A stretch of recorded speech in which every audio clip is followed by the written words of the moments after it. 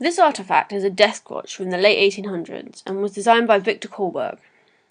Kohlberg was born in Sweden in 1824 and moved to London for the Great Exhibition of 1851 after undertaking apprenticeships in Copenhagen.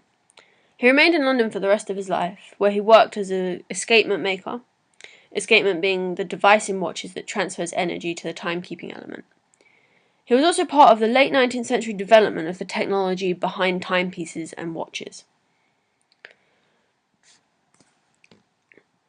The significance of having individual means of telling the time has had a great impact on the way people have lived, and is a clear indication of fundamental differences in the modern period, changing demographics within England.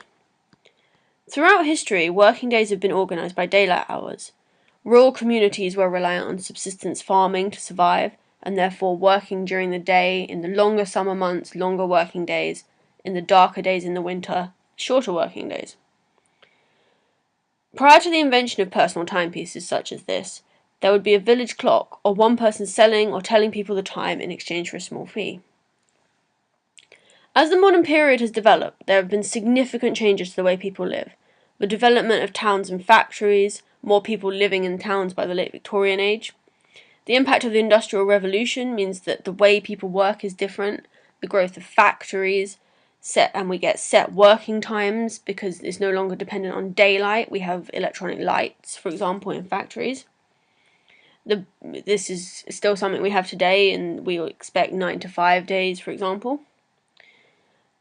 Thus, having a timepiece on the desk, like this one would have, it represents the changing expectations placed upon members of an increasingly urban society.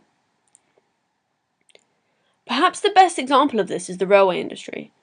The whole train network in England relies on people knowing what time it was, catching trains, when you're going to arrive, planning journeys, etc. Consequently, the adoption of Greenwich Mean Time by the British Railway Clearinghouse in 1847 gave the network a unified time to work from. People being able to look at personal desks or timepieces and knowing the time was becoming increasingly fundamental to their lives. There are also increasing implications for empire. The international adoption of GMT by the International Madeiran Conference of 1884 means that different time zones within the empire could be worked out. Having a timepiece like this sitting on your desk meant that you'd be able to work out times across the empire, aiding trade lanes, ship timetables, and helping to unify and solidify the growing British Empire. Therefore, it's fair to say that this artifact represents absolutely fundamental cultural and social changes that were well underway by the 1880s and 1890s when it was made. And I think having an artifact like this in a museum, it's very easy to recognise it as a very beautiful example of something that we're very familiar with today.